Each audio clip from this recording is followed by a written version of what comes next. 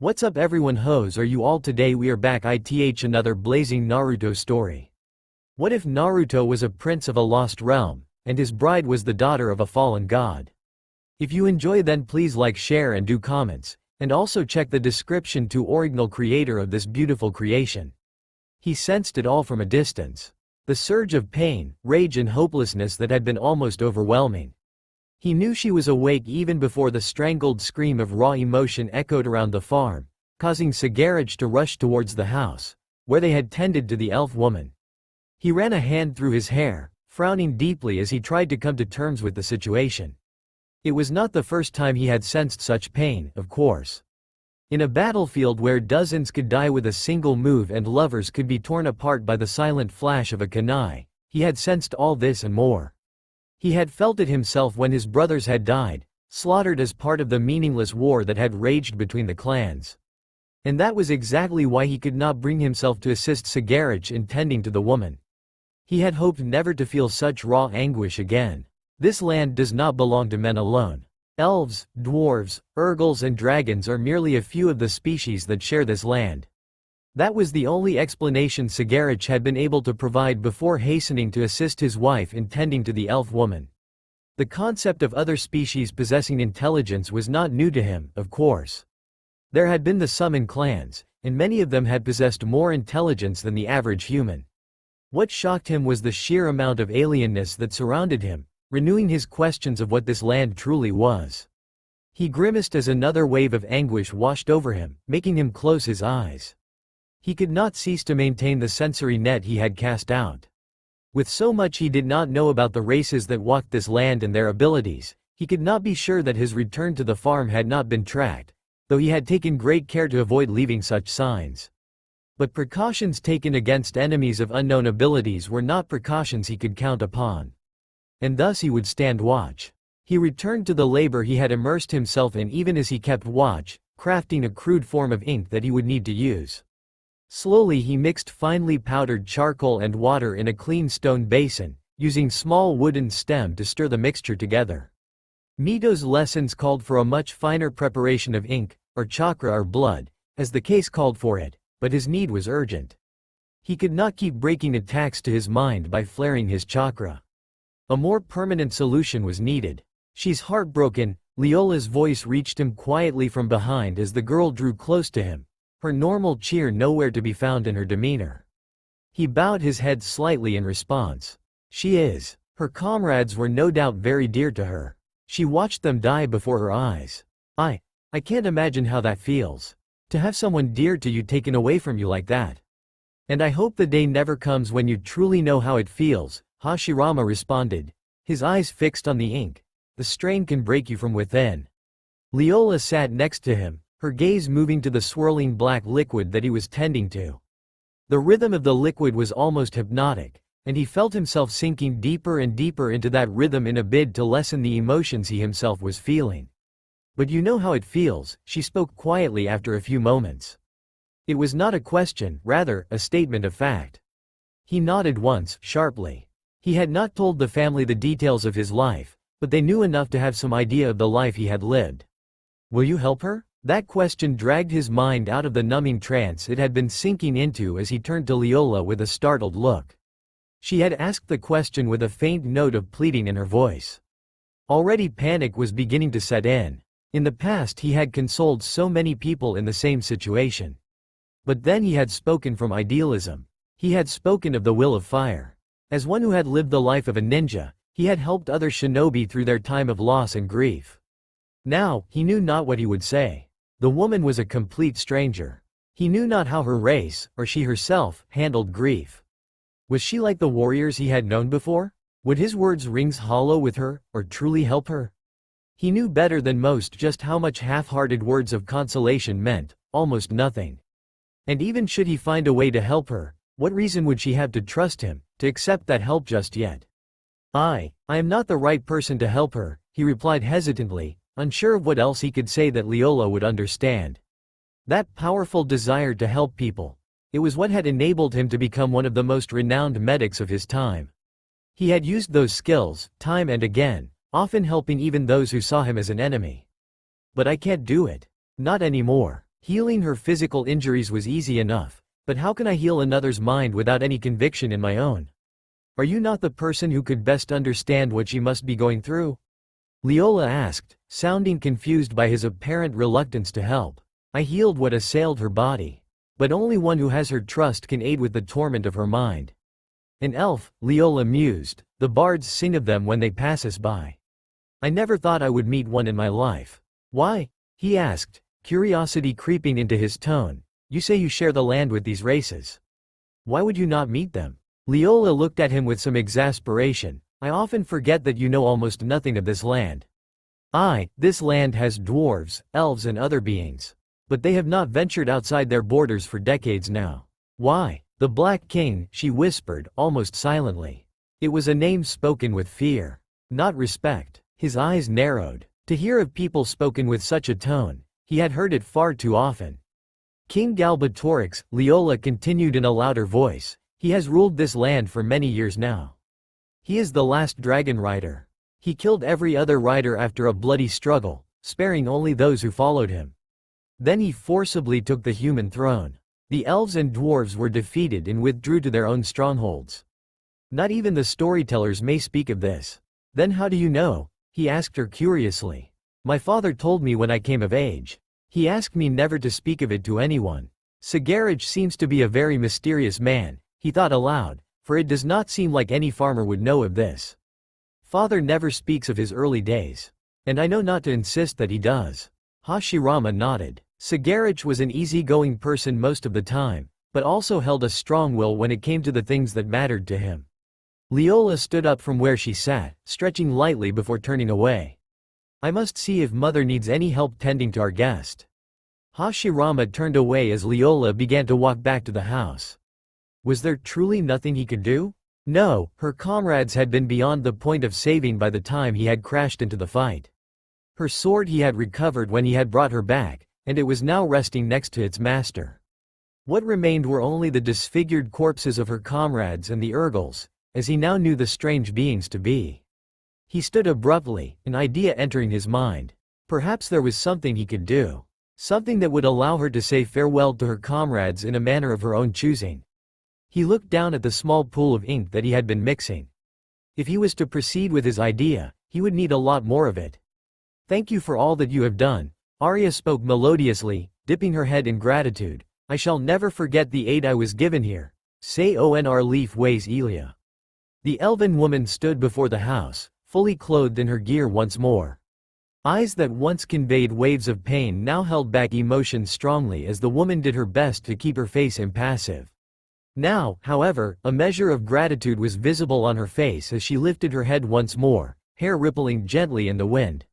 One hand hovered protectively over the sword that hung by her hip, as it no doubt would for a while. The attack and its consequences still weighed heavily on her. Only a day had passed since Leola had spoken to Hashirama, and much had happened in the midst of it. Arya, as the woman had introduced herself, was almost incoherent for the better part of an evening, leaving Francesca and Leola to tend to her, soothing her as best as they could. She had at first spoken in a language none of them had been able to comprehend, though she had later spoken to them in their own tongue. It intrigued Hashirama that each word she had spoken in the first tongue sent the smallest of ripples through his sensory web. Ripples so minute that he was at first tempted to think of them as aberrations in his net.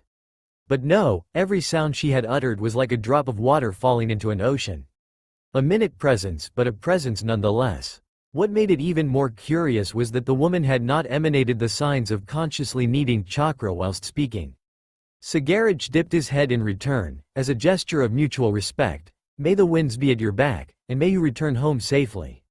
I am certain you will, Francesca added, her eyes twinkling mischievously as she studied the person standing next to Arya. After all, you have a very reliable guardian.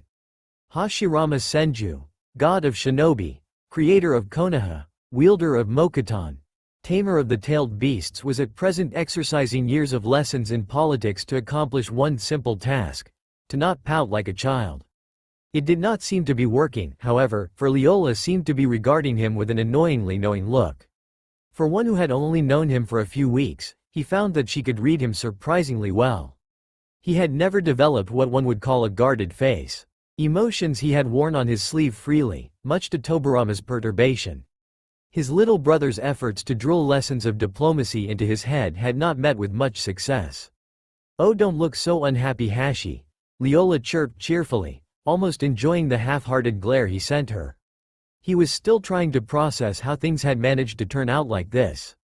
It had begun as a simple gesture. The bodies of her comrades would still be at the scene of the battle, and Carrion would begin to pick them apart until they were a mangled mess of bones. Travelers passing by would simply see it as a sign of how troubled times were, and the remains would be left to rot in anonymity. Hashirama wanted to recover the bodies, to give Arya the chance to honor her friends in whatever manner she saw fit. That much was within his power to do. The bodies he retrieved easily enough, keeping them some distance away from the house so the scent of death would not disturb the farm animals or the family. It was then that he went to face the woman for the first time since she had lost consciousness. He felt a twinge of guilt for threatening to end her the very first time they had spoken. But what she had attempted was something he disliked intensely. He shook his head, returning to the present as Arya glanced at him, her almond-shaped emerald eyes regarding him not with distrust or fright, but with something akin to gratitude.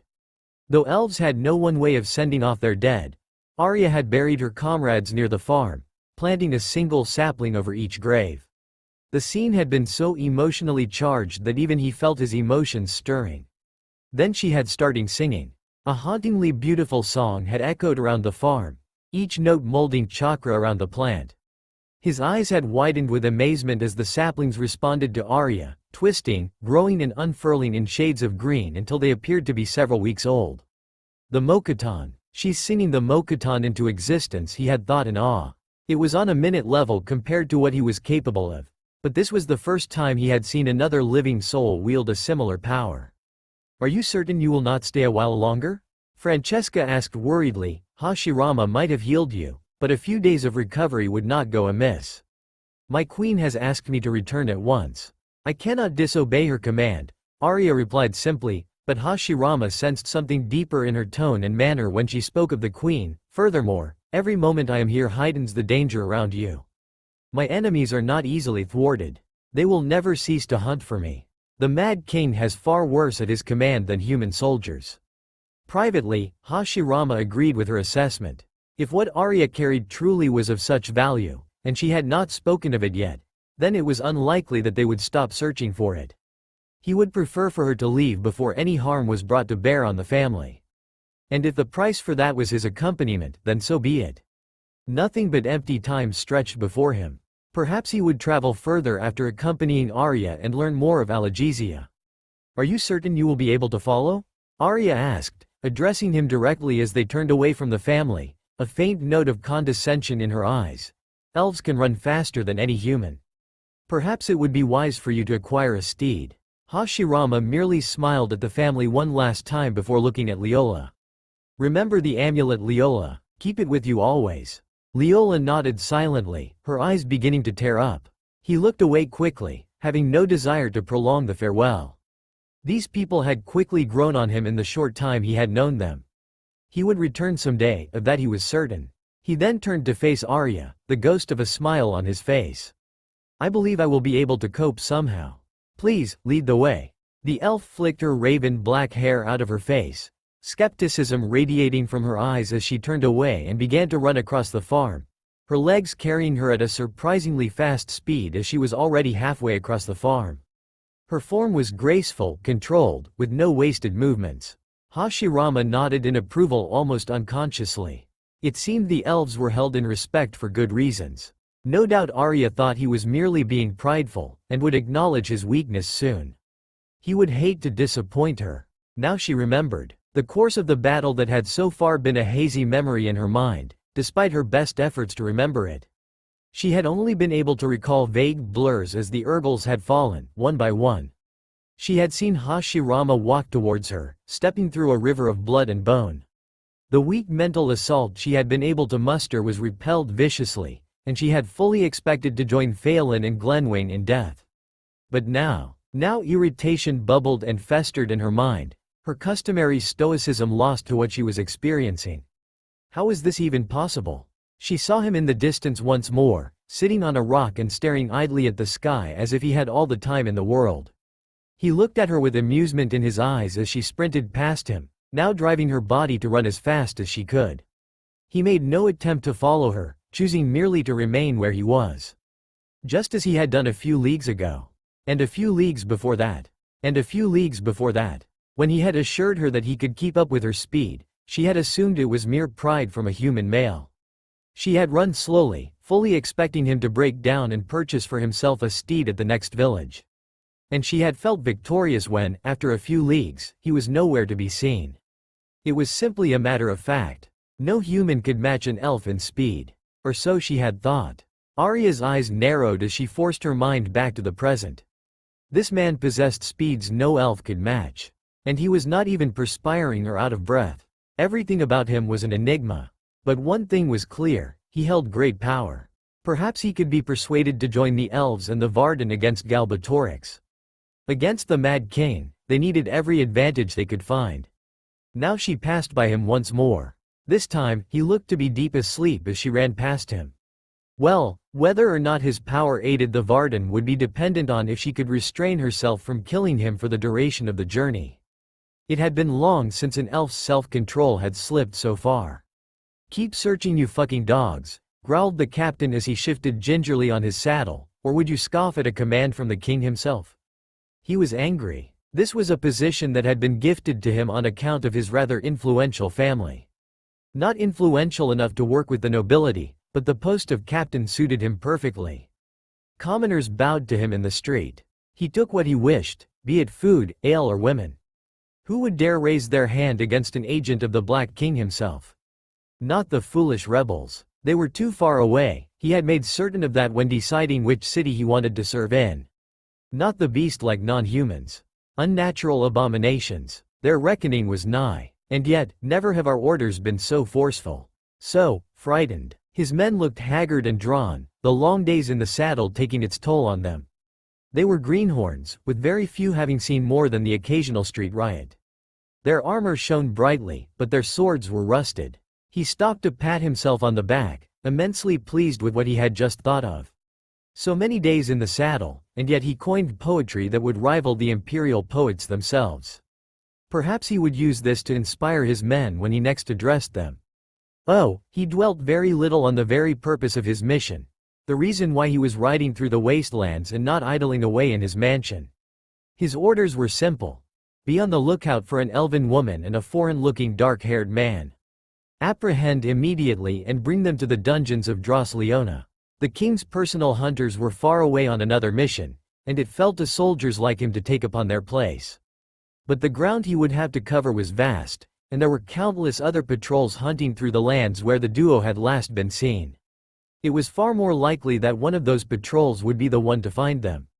He would simply stay out for a few days, perhaps stop a wagon or two and rightly appropriate some of its contents for himself. But really, taking those rutting horned beasts at their word, I would trust them to swing an axe and nothing else. And even then, I would not trust them to swing solely at the enemy. He snorted. The king intended them as cannon fodder, of course. That was something he agreed with heartily. Why place humans in harm's way when you could simply use mindless beasts instead? "Sir," rasped his sergeant's voice from his left side, "I see traces of smoke ahead. Could be a campfire of some sort. Your orders?" He pondered the question for a moment. Perhaps it was a merchant's convoy, halting for the night in a secluded spot. Now that I think on it, this is the time when the wine merchants peddle their best wares. I do believe my cellar needs a little replenishing. He gestured for his men to pick up the pace. The cold night would be far more bearable with some meat in his belly. After all, what were the chances that he would run into the fugitives here of all places? "Will you perhaps now deign to tell me why you felt compelled to outright attract an imperial patrol to our location?" Hashirama heard Arya ask coolly. While her tone was perfectly controlled, the emotions he sensed from her, while faint, were anything but controlled. He chuckled internally. After the day he had put her through, that was not very surprising. If anything, he was impressed by the grasp she had over her emotions. It had been a while since he had allowed himself to indulge in some childish behavior. Now, however, it was time to move on to more serious matter. He had sensed the Imperial patrol quite some time ago, and instead of trying to move away from them, he had asked Arya to set up camp exactly where they were. He had then gone out of his way to lay a few trails, not so conspicuous as to make the patrol suspicious, but enough to draw their attention at the very least. "There are certain things I require from them," he answered in a pleasant tone, "fret not. Your safety will not be compromised. No one will notice that a patrol is missing for quite a while, and by then we should be within this Du Weldenvarden place you speak of." "It is not my safety I am concerned about," Arya replied, and this time her tone was even colder. Hashirama shrugged, and turned back to face the direction the patrol was approaching them from. His eyes steadily widened in disbelief as he realized that these soldiers were making no attempt to spread out and try to surround the camp. Even the children of his time knew this was the basic way to contain people within a space. The idiot who was leading this squad had just rendered the advantage of numbers useless. Well, in all fairness, surely they would have been unsuccessful even with the right strategy? Whispered a voice in his head. "That is not the point." Hashirama reprimanded the voice within his own head. "It is the principle of the matter." Now Arya was able to sense the patrol as well, and she tensed. Once again he felt within her that odd energy. Not quite reminiscent of chakra, and yet not completely different. He sensed nature strong within that energy as it emitted waves of peace to his senses. The shadow of a smile crossed his face. It was always a joy when he sensed chakra such as that, instead of the corruptive chakra that he had so often encountered. "Well then," Hashirama said, cracking his shoulders slightly, "I'll be going ahead." He vanished in a burst of speed, using a moderately powered shunshin to land silently on top of a tree that the patrol was passing under. Immediately some of the horses reared nervously, no doubt catching his scent. Hashirama felt like slapping his forehead when the soldiers merely chose to ignore the horses, a few of them even striking the beasts to silence them. Were these truly what passed muster for soldiers in this land? These people did not even deserve a head-on fight. Wind release, great breakthrough. A torrential blast of wind hit the patrol's rear flank, blowing away man and beast alike with a ferocious violence. Sounds of fear and alarm filled the air as some of the soldiers died immediately, crushed by the weight of horses falling atop them. He vanished in a burst of speed and appeared in front of the main body, even as every single soldier still standing turned to face the carnage behind them. In one smooth motion he snapped the neck of the nearest soldier before grabbing his broadsword and decapitating 4 more with quick, clean strokes. He disappeared even as blood spurted into the air in a frenzied shower, the metallic smell driving the horses to even further madness.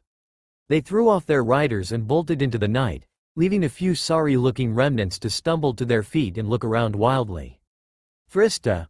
a female voice shouted, and Hashirama watched with detached interest as 2 soldiers' necks broke cleanly and they fell to the ground like puppets whose strings had been cut.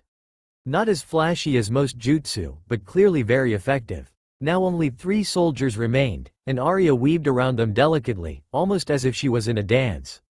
Her thin sword flashed in and out of sight, each flash signaled by the death of a soldier.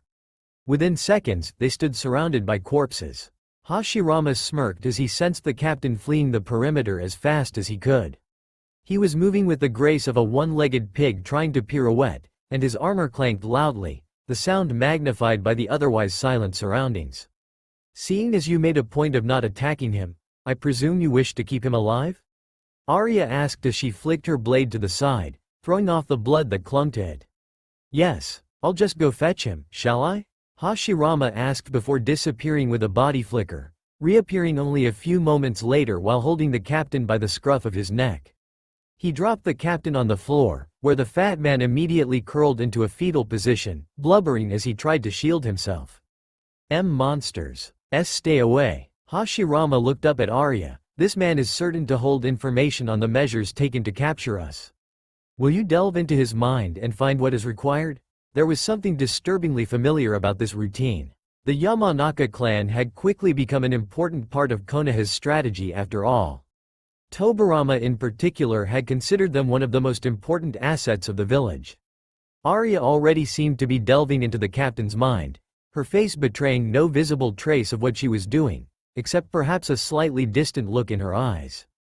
"I have what we need," she announced a few minutes later, and immediately Hashirama snapped the man's neck cleanly, cutting off the torrential stream of begging, threatening and cajoling. He then slipped the captain's knife out of its sheath before rummaging around the soldiers, trying to find an undamaged piece of good quality leather. He would need it to fortify his greatest weakness at the moment, his mind. One soldier wore some sort of leather jerkin underneath his armor, exactly what Hashirama needed. He used the knife to cut out a clean square of leather, wincing as he realized just how badly the fat captain had maintained his weapons. He looked up, only to see plain disdain on Arya's face as she surveyed him. He suddenly realized how it looked. Ninja were used to foraging for supplies. He never had cause to do it beyond his childhood years. The Senju clan had been quite prosperous due to their strength, and he had never wanted for supplies. But here was someone who probably never had cause to relieve the dead of their possessions. Nevertheless, she turned away silently, walking back to the camp they had set up. He had no illusions as to the esteem she now held him in, however. Well, it did not truly matter. He would need a while to work on the leather, and the campsite was as good a place as any. Inscribe a seal array on the leather designed to use his chakra to protect him from mental attacks. Fold it in the shape of a talisman. Power the talisman with chakra-infused blood. Mito had come up with this idea as a safeguard, and it had proved to be useful, to say the least. For so long as he had chakra, the talisman would draw from it to keep his mind protected. Entering the land of these elves without some protection would be foolish. From what Sagarage said, all elves possess the ability to use this magic.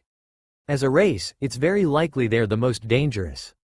Magnificent, Hashirama breathed, awe-filling his entire being as he allowed the presence of the forest to envelop him. It had been quite a few hours since they had entered Du Weldenvarden, and as the trees grew older, he found his amazement growing in intensity. It was so heart-wrenchingly nostalgic, nature energy clinging so thickly to the air. He had only experienced it in a few places, such as the forest he had created next to Konoha. He could never fathom why the others had taken to calling it the Forest of Death after a while. Sure, a few of the plants there were poisonous. And sure, it became the home of quite a few high-level beasts. No, he could understand why. But he himself had never felt that way. His forest would always welcome him warmly, the trees creaking as if they almost wanted to move, to welcome him with branches and roots. But his forest had been like a toddler compared to the forest he was now in. The life forces were ancient, and most of the trees eclipsed his entire lifespan by a considerable margin. The forest didn't greet him wholeheartedly, but his own chakra was resonating with the energy surrounding the forest, and it greeted him cautiously but with joy. Never would I have thought to see such an expression from you, Arya's voice commented softly beside him. Even she was visibly relaxed now that they were deep within the forest. She wasn't as able to commune with the forest's energy as he was, but he guessed she could sense the lives around her. It was a curious exercise that he couldn't help but relate to yin energy and negative emotion sensing. Theory had never appealed to him. He had intuited everything he knew about chakra and its usage. Of course, without his ridiculous healing ability, as Tobarama referred to it, he might have had a harder time surviving some of his more outlandish schemes. I no longer harbor any regrets for making this journey, he answered in a rare moment of sincerity. This forest is breathtaking. I could bask within it for years and still not lose the sense of wonderment I now feel. Indeed? Arya asked, sounding mildly bemused. Most races are threatened by this forest. For good reason, of course. Those who enter it with hostile intentions do not usually leave unscathed, if at all. Hashirama shrugged. If anything has revealed itself over the last few days, it is that I am not most beings. You certainly are confusing, Arya agreed in her musical tone. You defy any attempt I have made to understand you. Hashirama's smile turned bitter, something that did not escape the raven-haired elf's attention. If it lessens your confusion, even I do not know who I am anymore. I don't think I've known for a very long time now. Almost anything that is lost can be regained once more, Arya spoke softly, who is to say you will not find what you lost? I think this is the closest we've ever come to a friendly discussion so far. Perhaps her distrust of me has lessened now that we have entered her land, he mused to himself. Then again, the fact that he hadn't annoyed her beyond the first day could have been an important contributor as well. Hashirama frowned and halted as a new life force entered his field of vision, blazing brightly. What worried him was that the signature was very, very close by. How had it evaded his sensory net for so long? And if it had, Did it mean it now chose to reveal itself? No, he realized as he studied the signature with an almost frightening intensity. The life force is so at one with the forest that it is hard to tell one from the other. It is so much like my own signature when I use Sage mode. Who is this person? I sense someone, he told Arya in response to her inquiring look, very close to us. I assume it is one of your people? He readied himself even as he asked the question. The line between cautiousness and paranoia had blurred a long time ago for him. Arya wore a startled look on her face before her expression suddenly cleared. It appeared as if she knew who this presence was, or at least had a very good guess. Gilderian Elda, she spoke reverently. Even as she spoke, Hashirama's eyes widened as he beheld an ancient elf dressed in the purest of whites, a silver circlet on his head. The elf seemed to appear out of nowhere, as if he were a wraith. His eyes looked old beyond measure. For the first time in decades, Hashirama felt like a child standing in front of an old man. Oh, he knew Arya nearly matched him in age, but this was different. This man radiated wisdom in a way he had never seen before. Arya bowed her head immediately, making Gilderian smile slightly at her. He then turned to face Hashirama, a quizzical look on his face. Curiosity shone from the elf's eyes even as Hashirama felt a considerable amount of his chakra being drained by the talisman. My mind is my own, he spoke sharply, making Arya look at him with an utterly scandalized expression. The pull receded immediately however, and Gilderian merely tilted his head, continuing to observe him silently. None may pass without his approval, hissed Arya, forfeit your mind for but a moment or turn back now. Then I shall turn back, Hashirama replied coldly. The forest, magnificent as it was, would not find him within it much longer if it meant giving up his mind. Arya looked openly conflicted at this. On the one hand, he was the man who rescued her, and thereby deserved the hospitality of the elves. On the other, Gilderian had guarded their hallowed lands since the time of the war against the dragons. Gilderian held up a hand, a serene expression on his face. Hashirama looked at him, puzzled at what he wanted. The elf then adopted an expression of expectation, as if waiting for Hashirama to do something. What is his purpose here? He asked Arya in a low tone. Gilderian Elda has guarded this forest for countless years. He seeks to ensure that you mean us no harm. Only then may you pass, Arya replied stiffly, clearly disapproving of his stubbornness. Proof of goodwill, Hashirama pondered. It was not an unreasonable stance to take by any means. Reading minds certainly removed the possibility of falsehood. And yet, he could not bring himself to surrender his mind. This Gilderian seemed to be waiting for something else, however. What else could he do to convince this guardian? Suddenly, Hashirama's eyes widened. Could he have sensed? Hashirama raised his head silently, allowing the literal flood of natural energy surrounding him to enter his body. The forest stilled suddenly, the trees groaning and rustling as they almost bent perceptibly towards him. The familiar red markings appeared around his eyes as well as his forehead. Gilderian merely smiled, as if he had expected this to happen. Arya looked shocked at the dense amount of energy he was emitting. A feeling of serenity enveloped the entirety of his being. Mokutan. Kaika no Sakura. A beautiful sakura tree sprouted from the ground, Hashirama weaving his wood release skillfully to allow it to grow even in the dense forest. The blossoms glowed with a pale, ethereal beauty even as the nostalgic smell filled the air. He had loved creating sakura trees within the Senju clan's compound.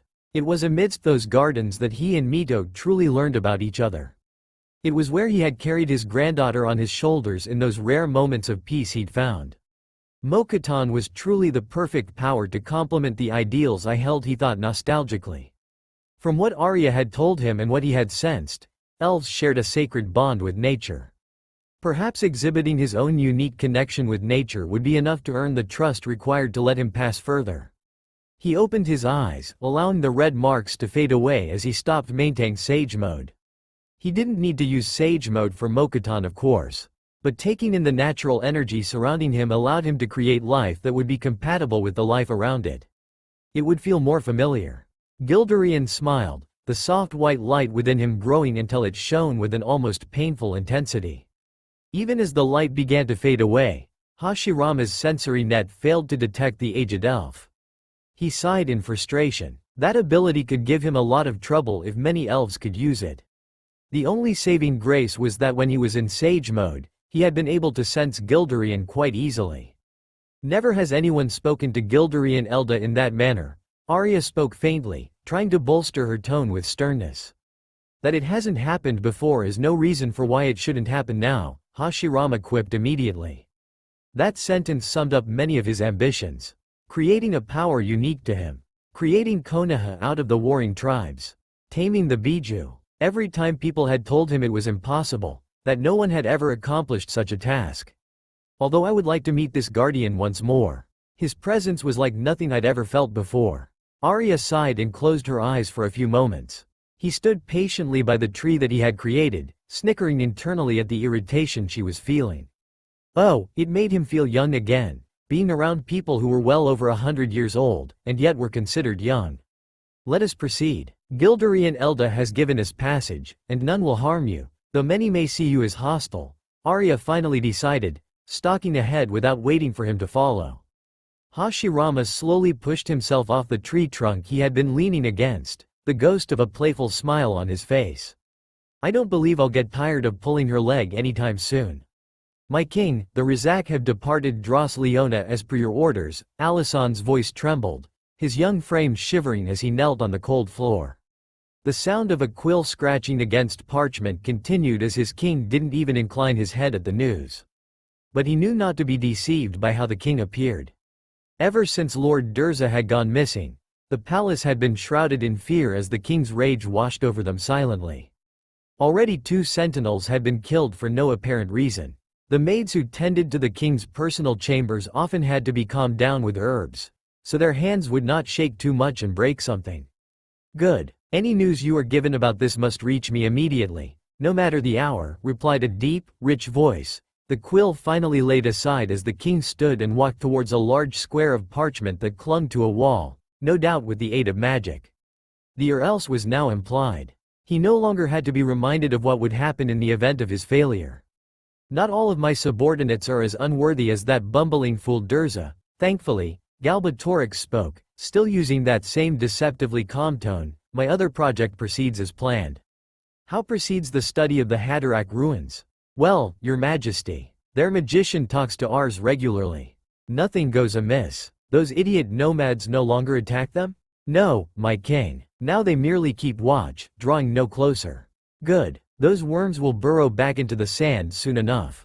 The king snapped his fingers, prompting Alison to almost trip over himself as he hastened to the door, relief flooding every fiber of his being.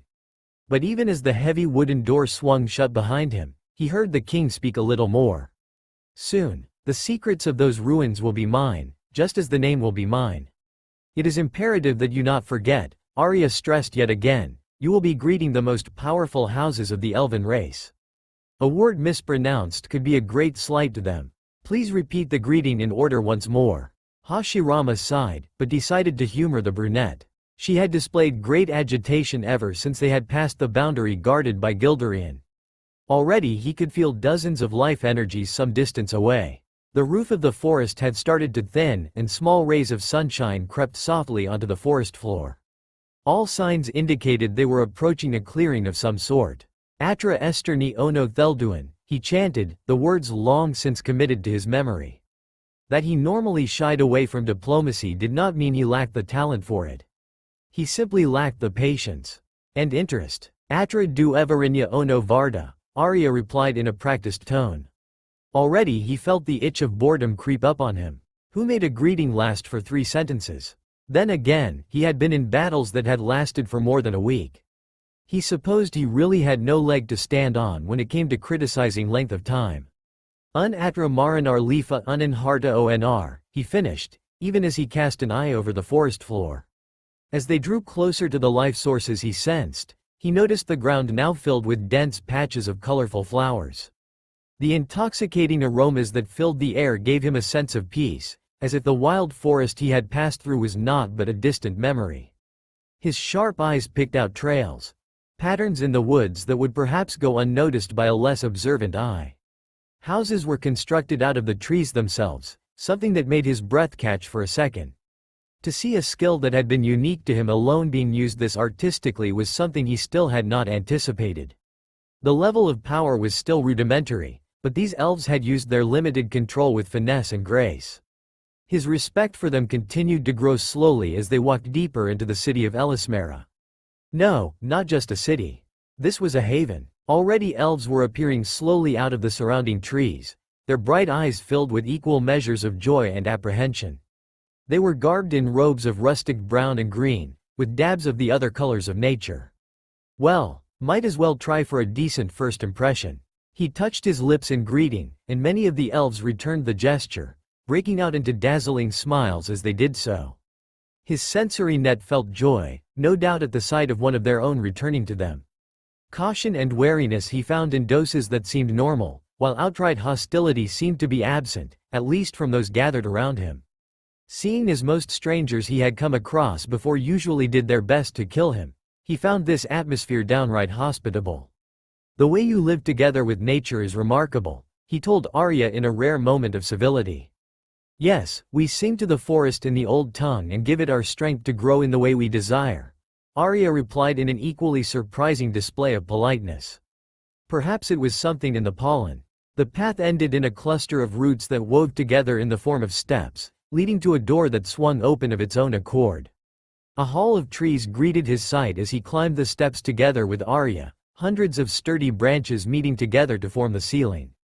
12 chairs were placed on either side of the hall, and at the other end of the hall was a beautiful white pavilion that sheltered a throne of knotted roots. 24 elven lords and ladies sat on the chairs on either side of the hall. Where the elves he had seen before exuded youth despite their age, the ones gathered before him appeared old even by elven standards. Their life forces blazed resplendently, showing him how long they had walked the land. He had once been considered inhuman, the strong life chakra in his control granting him an unnaturally long lifespan. That lifespan now seemed insignificant in comparison. At the head of the hall sat Queen Islandzadi. She exuded an imperious beauty that held his gaze for a few moments. Raven hair was bound with a diamond diadem, and she was dressed in robes of crimson. An ivory-white raven perched on a rod beside the queen, gazing at Hashirama with an eerie intelligence. "Werda!" it shrieked, startling Hashirama profoundly. Only summoned clans could display this level of intelligence in his time. And there was such a thing as the Crow contract. But no, he had already tried summoning Katsuyu, to no avail. This raven, whatever it was, could not be a summon. He sighed discreetly even as he realized this. It would not do to get his hopes up so easily every time. So lost was he in observing the raven that he almost missed the sight of Islandzadi rising from her throne, her imposing presence giving way to something more uncertain, even as he suddenly felt regret rushing around turbulent like a river. She moved slowly before them before placing her hands on Arya, commanding her to rise. Next to him, Arya flitted through emotions so quickly that he was hard-pressed to identify them all.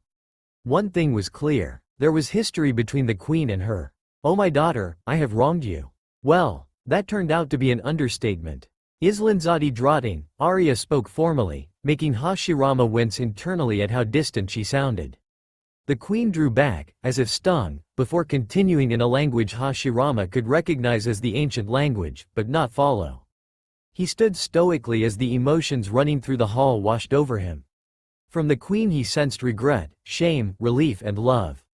Arya was hurt, though one would never guess it simply by looking at her. She was also confused, as if unsure of how to respond. She hesitated, then spoke a line that made relief and joy wash throughout the hall. It appeared they had reached an understanding of some sort. Then he could feel the attention of the entire hall turn to him. It was only out of long practice that he was able to stop himself from fidgeting. "You must excuse my discourtesy," the queen spoke, switching to the language he was familiar with. "To you, the one who saved my daughter and escorted her safely home, I express my heartfelt gratitude." He touched his lips and inclined his head slightly in a gesture of respect. "Islandzadi Drotting, Atra Esterni Ono Thelduin," he spoke softly, knowing that to their sensitive ears, his words would ring clear. Surprise radiated from the queen as he stood straight again, waiting for the exchange to continue. "Atra du Evarinya Ono Varda. Un Atra Marinar Lifa Unan Harda Onr," he finished. The hushed whispers that had swept the room when Islanzadi and Arya had finished speaking now started again with renewed vigor. Of the emotions he sensed, caution was the predominant one. And even then, the emotions were almost frighteningly well suppressed. Islanzadi, as a mother, clearly felt emotions too strong to contain, but the lords and ladies in the hall, the emotions they exuded passed through his net like a soft breeze. Well, it's been a long time since I was one of the youngest in any room, he thought with mild amusement. What is your name, stranger? Islanzadi asked. Hashirama Senju, your majesty, he replied simply. The name of the Senju clan was all but forgotten now, but he could not part from it yet. It meant too much to him. It was odd, putting his own name before that of his clan. The elven queen's eyes flitted to meet his own curiously, and he felt an uncomfortable sensation, as if he was being studied down to the most minute detail. He stared back simply, content to let her speak. It is an unusual name you bear, she began, walking towards him softly. For centuries we elves have walked this earth. And though we now choose to isolate ourselves, this name does not have roots in any race that we know of. He inclined his head, but otherwise said nothing. His was not a secret to be told in first meetings. This led to some discontent murmurings to break out through the hall, and the general feeling of suspicion increased slightly at his reticence. Well, now the atmosphere felt more familiar. At least there wasn't any killing intent being thrown at him yet. Your reticence is troubling, Islanzadi said, a slight frown marring her otherwise perfect face. Indeed, in times as turbulent as this one, such reticence could be seen as blatant disrespect, spoke up another voice, smooth as oil, and yet practically screaming suspicion. It was the first time he had come across an elven voice that was anything but musical. He looked to his left, only to see a silver-haired, ebony-eyed elf rising from his seat, his tall stature only increasing the effect of his displeased countenance. Lord Filer, Islanzadi spoke calmly, but the power behind the voice was clear. The elf lord unflinchingly resumed his seat, looking as if he had never spoken or stood in the first place. Rather frighteningly, his face was schooled to one of mild indifference, and even the flow of hostile emotions from him never rose above a bare trickle. This mental discipline is going to be a pain in the ass. I have never denied being a private individual, Islanzadi drotting, he spoke calmly, his eyebrow twitching at the muted outrage he sensed. Seriously, they were like a daimyo's courtiers, just fawning over the ruler. Please, Genins meeting you for the first time were a lot worse, snickered a snide voice in his mind. He righteously pushed that voice aside. They hadn't been that bad. Maybe, you must understand, as cautious as you are about me, I am about you as well, he continued, and this time Arya tensed noticeably. This makes me uneasy when it comes to revealing information about myself. You ask for trust. Too much, I am inclined to think, in these times of uncertainty, Islanzadi pronounced, walking towards smoothly. The lords whispered in low voices, seemingly agreeing with what the queen said. So do you, he retorted mentally, but mercifully held his tongue. He liked this forest. He wanted to stick around for a while longer and explore it further. Really, all this paranoia. It filled him with a warm, familiar feeling. It felt like a meeting of cages. My daughter, Islanzadi called suddenly, making emerald green eyes snap to face her immediately. What say you on this matter? You have known this man the longest. It is you who owes him a debt. Hashirama groaned internally. He had just spent the last few days mercilessly messing with this elf. And now she got the deciding voice when it came to his fate? He would probably be sentenced to immediate execution if she felt vindictive. Whether or not there was anyone here capable of carrying out such a sentence, that was another matter entirely. He is an unknown, Arya replied in a steady voice, not even glancing at him as she spoke. Though he appears human, he exhibits capabilities that even Durza could not match. Never did I imagine a shade could be killed so easily, even if he was not pierced through the heart. His powers with magic are considerable, though he does not wield them in any traditional form. Many of the lords assembled visibly showed shock at this news. Islanzadi remained as impassive as ever, but he had the feeling this news had been kept from many of those assembled intentionally. If I may interrupt, the ambassador, cut in the silky voice of the lord who had been identified as Filer, earning himself a sharp look from Arya. Durza has remained a thorn in our side since the fall of the riders themselves. Are we to believe this? Man caused the fall of the shade? He made the word, man, sound so much like an insult. Hashirama thought disgruntledly, too easily people underestimate the power of humanity and cast it away for what they see as greater power. Like that guy with tentacles coming out of his body. More hearts just mean more vital points to strike. Idiot. My daughter conveyed this information to me shortly after the kidnapping attempt was foiled. Hashirama Senju Finiarel was indeed instrumental in stopping the kidnapping of our ambassador, Islanzadi confirmed. May I ask why we were not made aware of this earlier? Filer continued in the same smooth tone, though the underlying implications were more than clear. The lords present in person were informed. Given the nature of the information, it was decided that the return of the ambassador was paramount. Summons were sent to every lord with the intention of hearing the information from the witnesses themselves. Islanzadi replied cordially. Hashirama was starting to feel like a non-entity at this point. Games that had most likely been played for hundreds of years were unfolding before him. The queen speaks true. Lord Filer, the elf closest to Islanzadi, rose. The lords present in the capital were informed immediately. Very well, Lord Dathader, Filer replied easily. I am grateful we are being informed now, at the very least. Continue, my daughter, Islanzadi commanded after a few moments of silence. He has given no indication that he wishes to ally with the Vard and any other group fighting against the Black King. Nor does he seem to have any ties with them. It is my belief that we may welcome him as a guest, but not an ally. Gilderian Elda himself allowed us both passage. He would not have done so if Hashirama meant us any harm. And, here Arya bowed her head slightly, I owe him a life debt. It is no mystery what would have happened had I fallen into the hands of the enemy. No, agreed Islanzadi, and the air somehow felt a little heavier as she continued speaking, it is indeed no mystery. The matter is settled, then, Islanzadi announced as she stepped back towards her throne. This man has saved our ambassador and has been deemed trustworthy by Gilderian Elda. Duweldenvarden will welcome him as a guest. Suddenly the raven next to Islanzadi rose in a flutter of wings before flying to her shoulder, perching upon it with a noisy croak. A lonely wanderer, searching for his kind. Burdens of plenty weighing on his mind. Will he fall in a shower of blood and blade? Or sleep peacefully in the forest shade? A shower of flowers fell over them as the queen clapped her hands, the heady fragrance doing little to draw Hashirama out of his stupor. How could this bird know enough to speak so closely to his soul?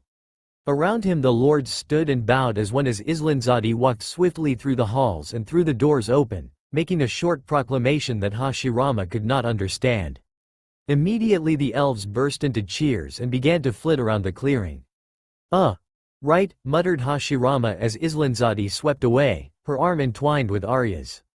Arya did not seem completely at ease, but she did not seem to be actively resisting her mother's efforts to converse with her. However, this left him floundering near the steps leading to the hall, having no idea what was happening.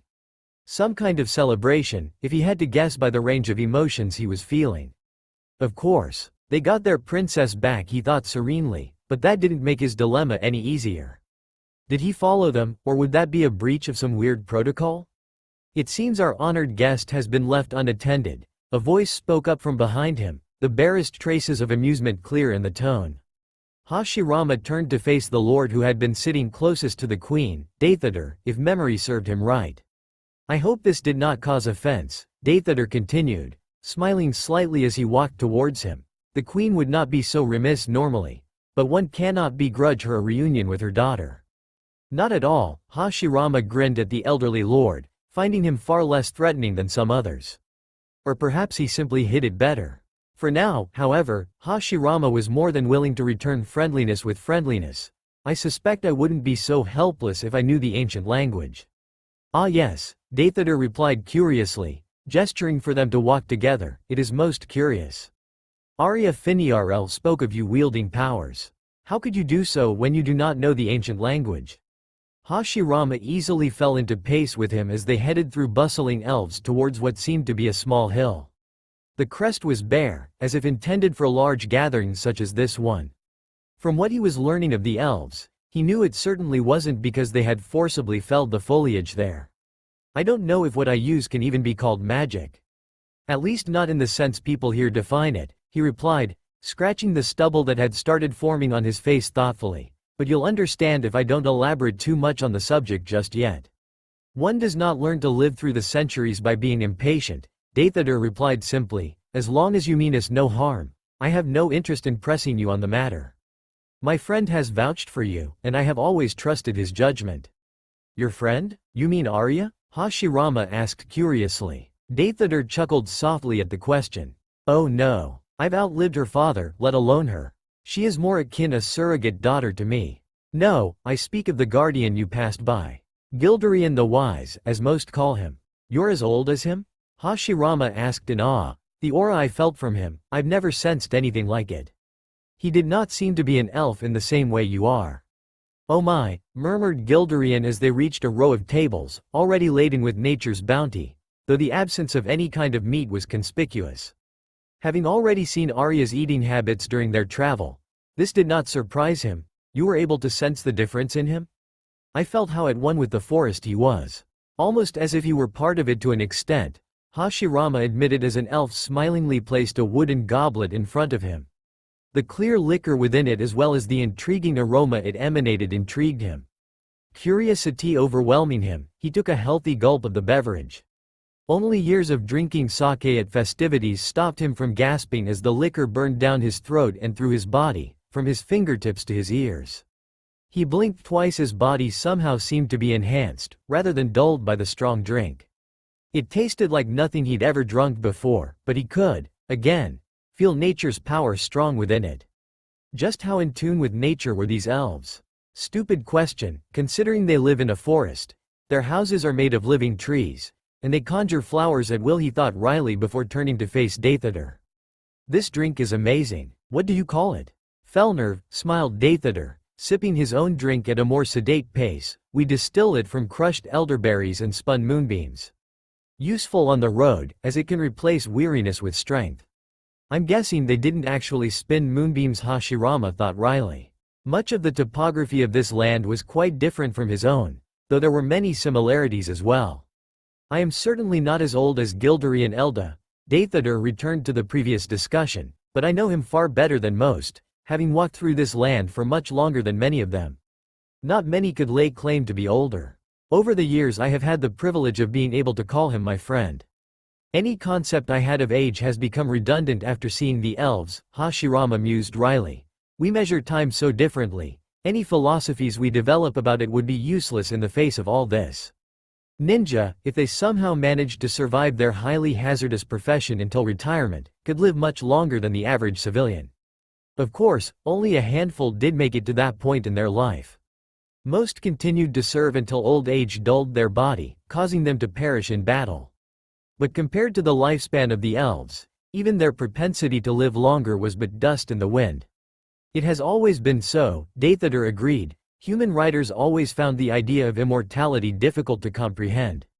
Many did not realize the magnitude until the ones they knew began to age before their very eyes, while the rivers of time simply seemed to pass them by. I can imagine how that might affect someone, Hashirama muttered, taking another gulp of the Felnerve. The stuff was getting addictive already, particularly because it seemed to be beneficial to the body. Musicians had begun to play a while back, and the melody wove through the air around Hashirama, rendering him content to simply sit and listen, occasionally picking up a few berries or a slice of mushroom pie. The food was cooked well, though he couldn't help but miss the food that had predominated Konoha, once he had created it. The lack of meat didn't bother him yet, it would if he was not even allowed to hunt for his own food away from the city. Now elves began to drift towards him as word of his deeds slowly spread through the gathering. Many were curious to see the supposed human who had dispatched of a shade with ease. Those that could speak in his tongue conversed with him in light, lilting tones. He mingled with them easily, making it a point to be friendly but distant. Those that did not have a sufficient grasp of the human tongue settled for observing him with bright, curious eyes.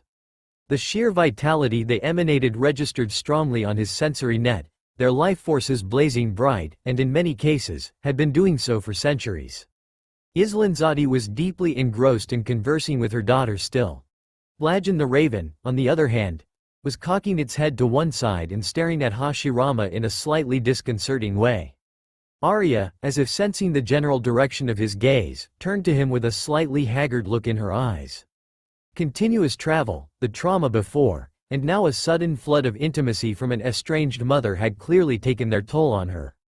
He shrugged helplessly at her, far be it from him to interfere with a mother-daughter reunion. He knew a losing battle when he saw one. Lord Dathedor, he spoke, catching the attention of the ancient lord. Would I be rude if I wished to leave before the end of the banquet? I believe the travel has taken its toll on me. That wasn't the truth. In all honesty, Hashirama simply wasn't used to being around so many people anymore. He had spent the last years of his life in isolation, and since awakening in Algesia, had been on a well-isolated farm for the most part. The constant flood of various emotions and life forces had taken their toll on him, leading him to drop his sensory net completely a while back. It was made especially tiresome by the fact that he also had to deal with various elves who wanted to interact with him. Not at all, Dathedor replied easily. Hashirama wondered if he'd actually convinced the old elf that he was tired. Probably not, considering he had steadily sipped away enough Felnerve to turn him into a bundle of energy.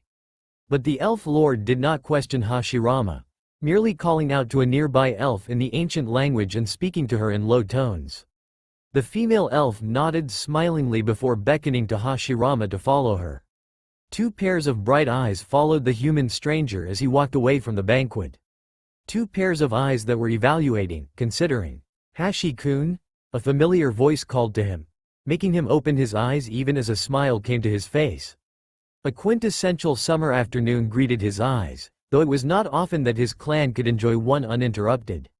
Massive trees cast their shadows over the Senju compound, softening the hard glare of the sun. Many of the flowers were in bloom, and they basked in the sun, releasing their unique fragrances into the air. "Hi, Mito-chan?" he asked her in a childish voice, knowing she found that side of him endearing. Unless he did it in an important meeting, or when she was engrossed in Fuinjutsu research. "Tsunade-chan's been trying to challenge you for the last 10 minutes, she told him in a mock stern voice, and he turned to face an adorable, blonde bundle of energy whose was heavily pouting at the moment. "Oh, Su-chan," he exclaimed in mock surprise, holding a hand to his chest, "you should have let me know you were here. Your granddad's an old geezer now, you know. He tends to fall asleep. Baka Gigi, I've been punching you for a long time now." Tsunade exclaimed, her cheeks puffing up adorably in anger. "Have you?" he asked, a confused look on his face. "Were you maybe taking it easy on my old bones?" "I didn't feel any punches. Oh, there was that time when it felt like a butterfly was sitting on my shoulder." "Was that you? I'm not a butterfly," exclaimed Tsunade before throwing out her tiny fist in yet another punch. He held out a single finger, stopping the punch in its track immediately. This just made Tsunade go the color of a tomato. "I held back 'cause you were lying down," she exclaimed, flailing her hands wildly. "Get up and fight me properly." He turned to Mito and raised his eyebrows slightly.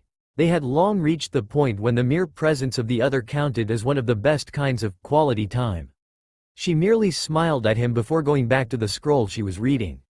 He smiled back before pushing himself up to his feet, grimacing as he realized that despite all his jokes about being old, his body was a little stiffer than it should be. "Well then, Su-chan, is today the day you'll finally make me use 2 fingers?" he asked his granddaughter teasingly. "I'll make you use your hands and feet. And I'll still defeat you," Tsunade proclaimed. "Never thought I'd hear trash talk from my adorable little granddaughter," Hashirama muttered, and made to move towards the training hall. His walk was interrupted by a ninja, who appeared bowing before him. "Tobarama-sama requires your presence urgently, Hashirama-sama," the agent droned before disappearing just as abruptly as he had arrived. Hashirama sighed, running a hand through his long hair. Tobarama wouldn't disturb him today, not unless it was a matter of great significance. On the other hand, his granddaughter already had a hurt look on her face that she was trying to mask unsuccessfully. He did say a delegation from the Fire Daimyo would be visiting today. No doubt they insisted on greeting the god of shinobi in person. Mito spoke up, a mischievous gleam in her eye. "As if I'd meet that stuffy bunch instead of spending time with Su-chan," he exclaimed loudly, lifting Tsunade onto his shoulder, making her squeal with surprise.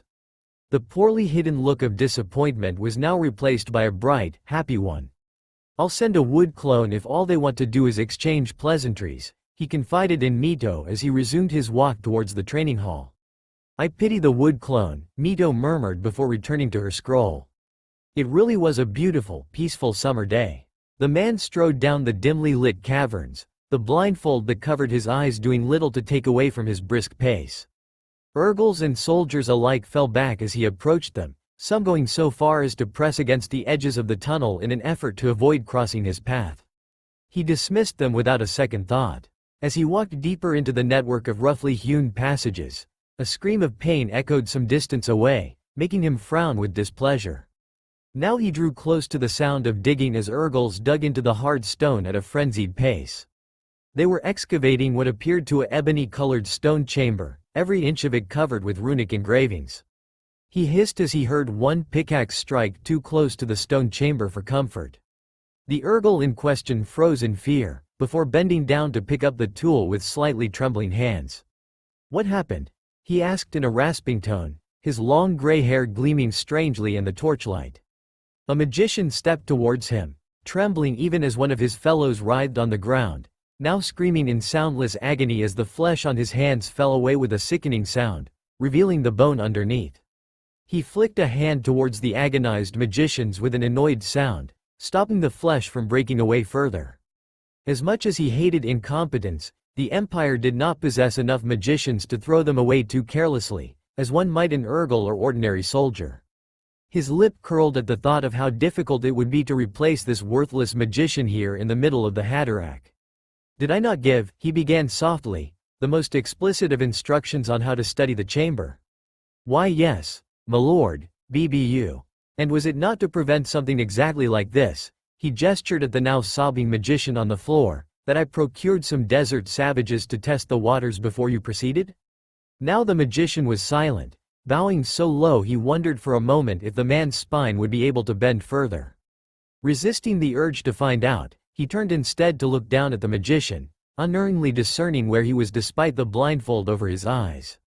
"It annoys me," he spoke softly, one leg kneeling down to allow him to study the fallen magician better, "that this work, which the king bade us complete in all haste, must now proceed at a slower pace because of your incompetence.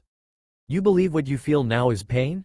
Relish this moment, for you will soon remember this pain as the sweetest of pleasures."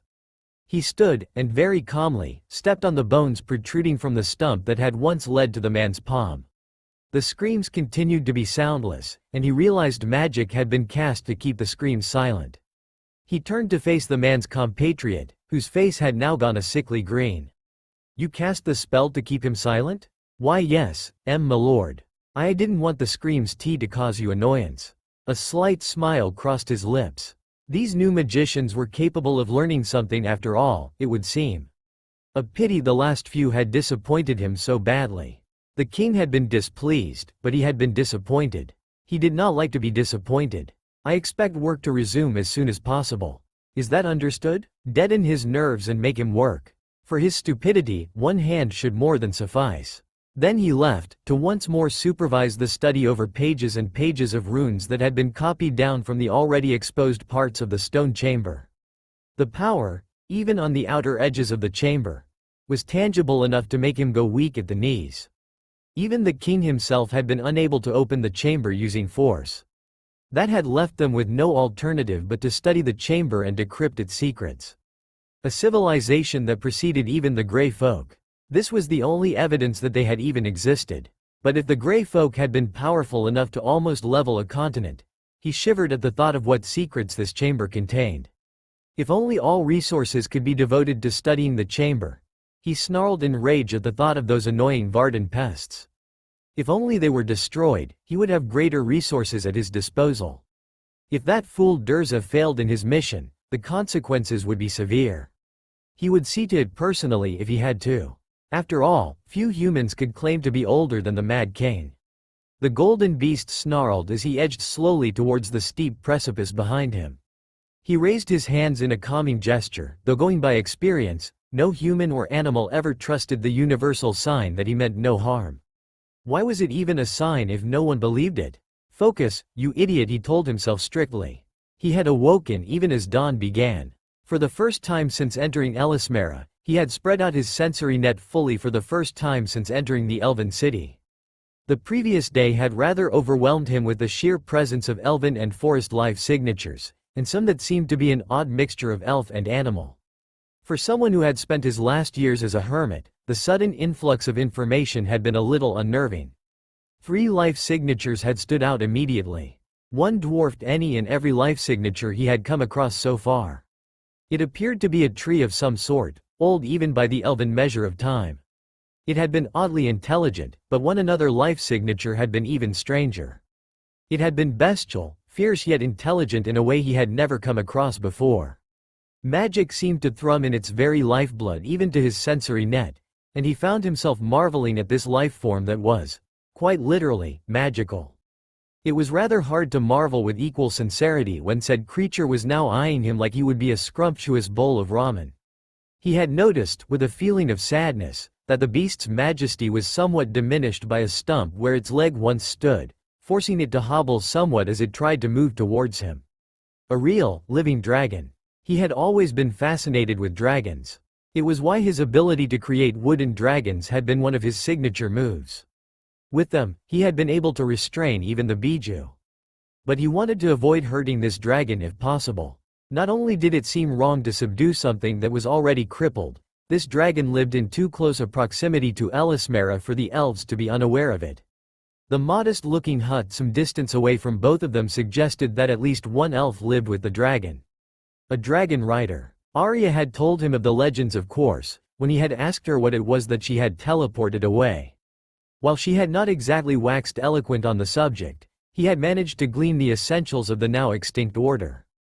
Galbatorix was one of them, but this dragon she had not mentioned at all. The person concealing yourself. Some help would be much appreciated right about now, he called, knowing by the life signature that the rider stood close by. So you could sense me, and yet Dathador led me to believe you were incapable of the mind arts. A curious turn of affairs, he heard a voice, and a silver-haired elf shimmered into view before him. Hashirama couldn't help but be impressed. Granted, he was distracted by giant, magical beings snarling at him, but whatever ability had enabled that kind of camouflaging was truly impressive. You know of me. It was more a statement than a question. Clearly Dathador was a person of much greater importance than he had thought, and yet he had played host to a virtual unknown like him. He felt his respect for the aged elf increase substantially. Certainly, elven life tends to proceed at a very tranquil pace. When a stranger arrives at Elismera after killing a shade and rescuing our ambassador, even a hermit such as myself hears of it, the elf responded pleasantly enough. Though there was a hint of steel in his eyes, I doubt, however, that you were informed of my existence. Nor could you have stumbled upon my abode accidentally, as these crags cannot be climbed on foot. How, then, do I find myself with an unexpected visitor? Well, when he puts it that way, he was right when he said I lack proficiency in the mind arts beyond keeping out unwelcome intrusions. He spoke calmly. I'm certain he also mentioned that I have certain other abilities, which is why I was able to defeat the shade. Indeed, the elf spoke agreeably. He was also saddened that he wasn't able to get the chance to research your abilities, as you apparently value your privacy greatly. Well, perhaps the old lord's motives for hosting him had not been so selfless after all. One of those abilities allows me to sense life energy. Today morning, while I was meditating, there were 2 life signatures that stood out strongly. One I have not explored yet, but it seems to be an extremely old tree. Far older than anything I've sensed before. The Manoa tree, the elf nodded, and the other? I now know it was a dragon, Hashirama responded wryly. I sensed an old life force, but one so connected to magical energy that I was able to sense a vibrant presence. It intrigued me enough that I wanted to investigate. Am I to understand that these mysterious abilities of yours allowed you to surmount the crags as well? The elf asked him wryly. Of course, Hashirama replied equally wryly, walking to a nearby tree even as the golden dragon growled slightly. Without breaking stride, he began to walk up the tree, exhibiting one of the most basic chakra exercises. The elf's eyes widened in surprise however, and even the dragon let out a surprised snort. Surprise sounded odd when coming from a dragon. At least he knew he had been correct about it possessing intelligence on par with any human or elf. The top of the crags were simply a rather long, slightly bumpy walk in my case. He was downplaying it enough without having to mention that the cliff had also not cost him more than a few seconds to climb. Well then, Gladder, it would appear our guest has no overtly malicious intentions, the elf told the dragon, which did not even blink as it continued to survey him fiercely. I imagine introductions are in order. I am Oromis, writer and lifelong friend of Gladder, whom you have already met. These are the titles I am most proud to bear of my own volition. And I am Hashirama Senju. Wanderer or vagabond, depending on the kindness of the eyes viewing me, he replied cheerfully. It was refreshing when absolutely no one knew of him as the Shodai Hokage. Oromis inclined his head courteously in return. I must let Islanzadi know of this. Accidental or not, I doubt she would be pleased to see one of our closest secrets revealed so easily, the elf said before his eyes grew distant, as if his mind was elsewhere. Technically, it was indeed reaching out somewhere.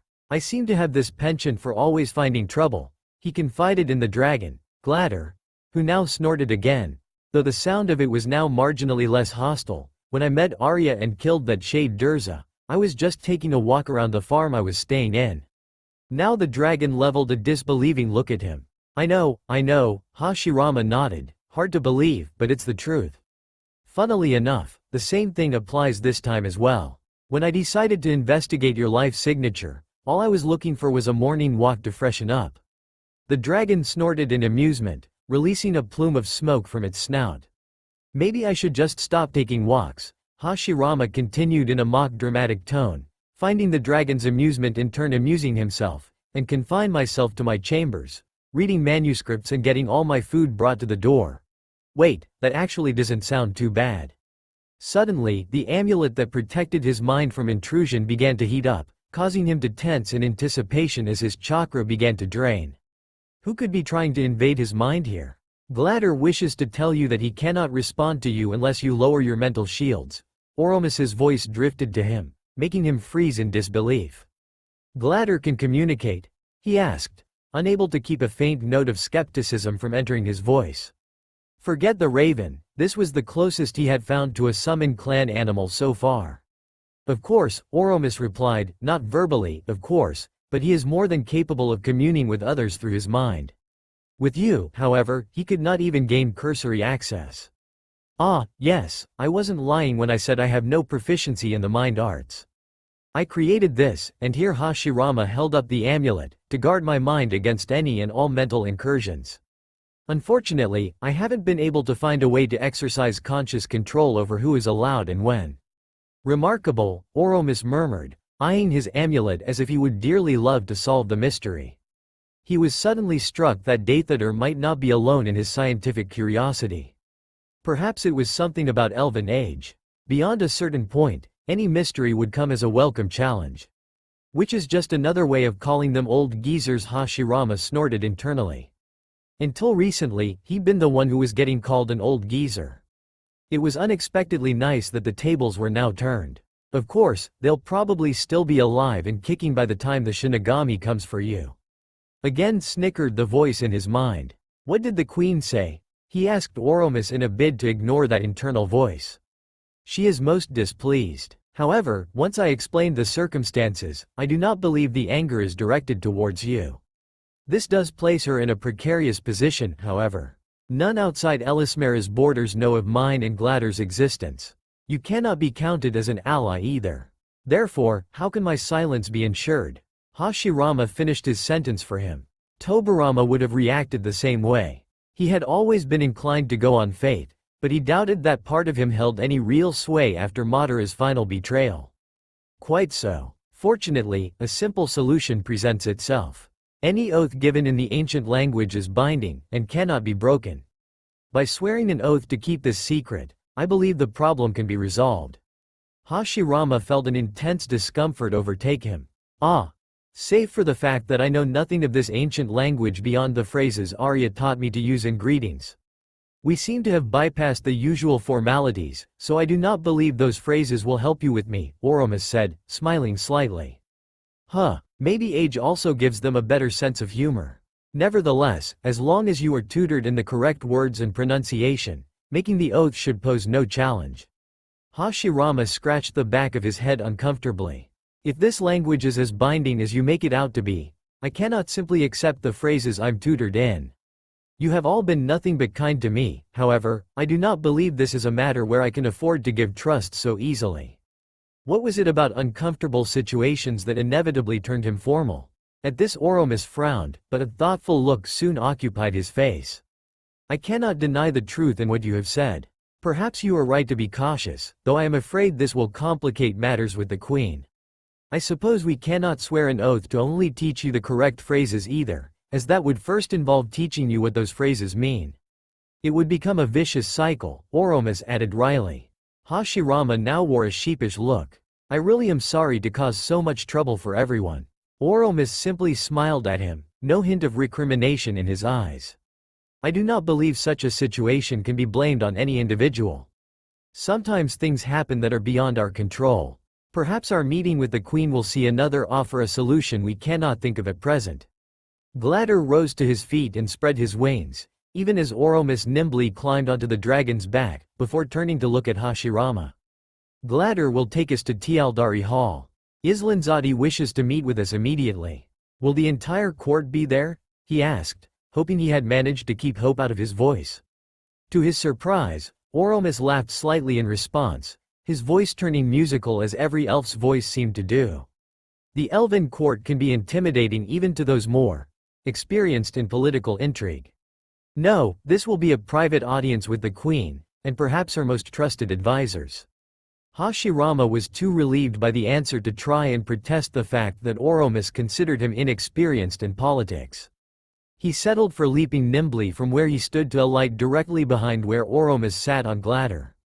He could feel surprise emanating from both of them, but at the moment, he was too busy feeling a thrill of his own. He could probably move faster, especially with the aid of shunshuns. He had already experienced something close, with his wooden constructs moving him about a battlefield with ease while he maintained sage mode in battle. But none of that mattered at the moment. He was riding a real, living, breathing, fire dragon, damn it. How often did that happen? Captain, the beasts say this is where the confrontation happened. Captain Darius, part of King Galbatorix's elite army, suppressed the weary sigh that came to his lips and looked at the soldier, wondering why all of his men were incapable of exercising the ability to think. The derogatory reference to the Urgals, who were pacing the edge of the trail nervously, was perhaps the biggest use of his mind in recent days. The bones and scorch marks make that abundantly clear. Whoreson, what are you still waiting around for? Get the trackers and magician to work. The corporal's face reddened slightly, and he looked to the ground guiltily before blundering off in a hurry. Darius sighed again. He missed his former second in command. Oh, that man had been an idiot at the start too. But he had taken the time to teach the man, to groom him, and then he had been promoted, leaving Darius once again amongst a herd of donkeys. Captain, a smooth voice prompted him to look to the other side, only to see the magician Galbatorix had sent with his soldiers to survey the area where the feared shade had been taken out of commission. All he knew was that the magician, while perhaps the one intelligent person in the vicinity apart from him, was also one of the most repellent individuals he had come across. Unger was the name he had given, though even that was a matter of trust. Magicians serving the king were given great liberty in the military structure, when compared to normal humans at least. It would be conducive to my work if you prevented your inept men from trampling over the area, Unger said, his voice practically dripping grease. Darius grimaced, looking at his men, half of whom were already discussing the rations for the evening meal in low tones. He drew faith in the fact that the trackers, at least, seemed to be making progress with their work. You lot, stop standing about and find a place to set up camp. I want everything ready by sunset, he shouted at his men, and they jumped with fright before hurrying to do as he said. If your voice is enough to frighten them so, I wonder how they are meant to chivalrously defend our fine empire, the magician commented snidely. Darius wished he could refute the accusation, but in point of fact, he could not help but agree. As the fight against the Varden continued to drag on, he was simply used instead of a military trainer to whip the soldiers into reasonable shape before they would be called away to bolster the fighting force. In other words, he was condemned to working with men who looked and acted as if they had just left their mother's teats. Work, magician, he growled in lieu of a better response, we are ill-suited to staying here for long. Do what you must, and let us report to Lord Tabor with haste. With a final sneer, the magician walked towards the center of the clearing, standing between two scorch marks that were clearly the result of fire spells. While one of the areas of impact were small, the other had utterly scorched the earth. It was wrong, seeing the ground so utterly lifeless. The magician stood near the center of the clearing and closed his eyes, muttering steadily as he did so. A trickle of cold went down his spine. While the magician had yet to speak, the outcome of the battle, with Lord Durza incapacitated, suggested that whoever attacked him was responsible for the second scorch mark. Such a powerful individual would be a prime threat to the peace that the Empire had been building. Even more so if this individual belonged to the Varden. If anything, he knew that they would do their best to recruit the attacker. They would win in the end, of course. No one could stand against the might of the Black King for long. The Varden were suffered as a nuisance, and for that he was grateful. If they became enough of an annoyance to be taken seriously, then even more farmers would be ripped from their livelihood.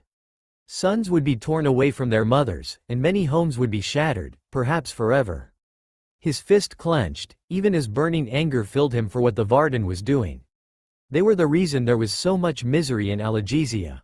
They deserved to burn. I believe I have what is required, Unger spoke up, distracting him from his thoughts. Curiosity overwhelmed his dislike for the magician. So quickly? It looked merely as if you were looking to a deity for supplication. Is that perhaps what you were sent here for? To pray for our success? He asked, his face the very picture of sincere interest. Magic leaves traces in its vicinity. Just as your barely competent trackers blunder around in their attempts to decipher the physical signs of battle, I can use the traces of magic to gain more information that may be of use to the king, Unger responded, not even acknowledging what Darius had said. And what have you learned? I have been instructed to inform only Lord Tabor and the king himself. It would seem, Captain, that you were not seen to be trustworthy enough, the magician responded, the glee of revenge ever so subtly present in his voice. Darius merely grunted, before turning to assess the progress his trackers were making. The battle had left many tracks to decipher, and dusk was fast approaching. They would need to make camp and resume their work the following day. Dilkos, he called out, and a middle-aged man ran over to him. While Dilkos was only recently conscripted into the army, and thus was considered green around the gills, he had been a hunter before that, which made him the most qualified out of the trackers at his disposal. Captain? The man asked deferentially, continuing to exhibit his talent for speaking no more than absolutely necessary. Darius felt a wave of affection rush through him for the silent tracker. Dusk is almost upon us. Can you continue your work tomorrow? Yes, Captain. Any perishable evidence has long since disappeared. What remains now will remain for a while yet. Then take the other trackers and see if you can find a nearby farm. Here, Darius threw a coin purse at the man. Get us enough supplies, and make arrangements with them in case we need more. His eyes hardened as he watched Dilkos walk away. He would find any evidence about Durza's attacker, with or without the magician's help. And when he did, he would exact justice upon the culprit, and Algesia would become a far more peaceful place. With the death of the Varden, which was fast approaching, absolute peace would reign. He would not have to see his men die anymore. Do you speak the truth? Islanzadi asked him, her power flaring wildly to his senses, even as she radiated agitation, distrust and hope. He had never seen the queen look so authoritative. He now understood why even the more ambitious elven lords followed her as their ruler. She had the bearing and charisma of a leader, as well as the strength of one.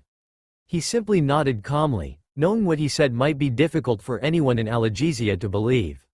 His reputation as a healer had seen people traveling to Konoha from all over the elemental nations. Those that hadn't been told stories of how he was a ruthless monster, of course, or were simply too desperate to care. The most skilled of elven healers have been unable to cure what ails me. Oromis spoke quietly, but the elf practically radiated sadness. Sadness not only for his plight, but for what his dragon had suffered. But he had come to terms with it, for there was also acceptance. Now he sensed disbelief and a deep pain. I will heal them. If nothing else, they are respected and admired by almost every elf I have come across, he resolved silently. What he did not add was that they had made a good impression on him as well. For all the complaints his brother and friends had about his nature to trust almost everyone, the truth was that his judgment of people often proved to be true. He knew that there was a larger struggle afoot. Arya and Siegfried had let enough slip that he had a rough idea of the tension that encompassed the land. He could not bring himself to care. He had fought his battles. The people of this land could fight theirs. I mean no disrespect to your healers, but I will say that I possess an entirely different set of capabilities, he answered, as I demonstrated to your guardian before I was allowed to enter Elismera. How may we be certain that you do not wish to harm them in the guise of helping them? You have made it very clear that you will not pledge anything in the ancient tongue until you have learned it yourself, asked Islanzadi. Because I certainly would not have needed an excuse if I wanted to assassinate the old geezer, he thought, but bit his lip to prevent himself from saying it out loud. It was rather amusing in a way. Ninja were always perceived with suspicion, underhanded tactics expected of them. But never from him personally. In his later years, he had battled as a powerhouse, drawing the enemy to him like flies while his own shinobi used the distraction to their advantage. If I wanted to harm your nation or your cause, why would I have stopped the assault on your daughter? He asked. I do not know what it is that she was ferrying, but I do know that it was important enough for a powerful adversary to be sent after it. I have had many chances to harm her, and yet I did not. Besides, Oromas Elda told me that his existence is a closely guarded secret. Does the enemy even know that he is alive? He makes a compelling case, Oromas admitted, the wry expression on his face indicating that he had caught the use of the honorific as a subtle form of flattery. Perhaps for his lack of malignant intentions. That still leaves the question of competency, however, Islanzadi refuted firmly. Perhaps a test will convince you, Hashirama offered, facing Oromas directly. Gladder's injury, while it appears to be far more severe, is the more simple one to heal. You may call your healers and anyone else you wish to be present and observe the process. As it is the less dangerous one, you may also be certain of staunching and reversing any damage, though I highly doubt that will be required.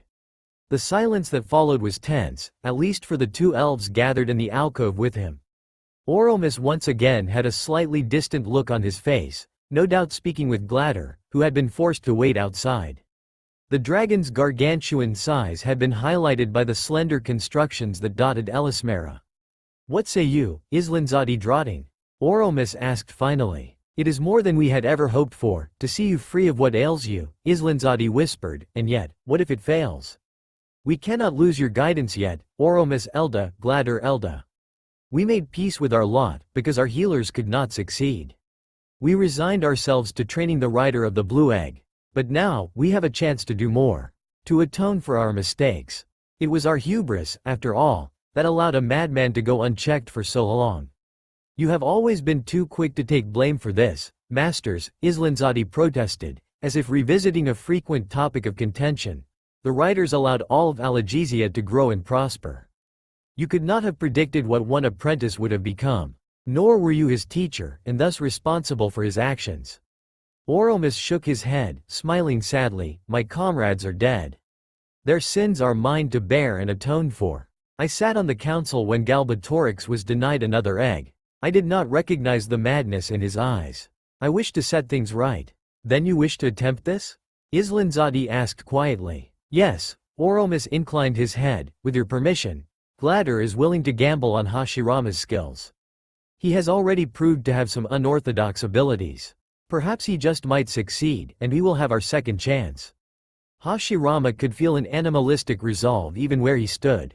Gladder truly was ready. Oromas's eyes burned with a similar fire, though his voice had remained serene till the very end.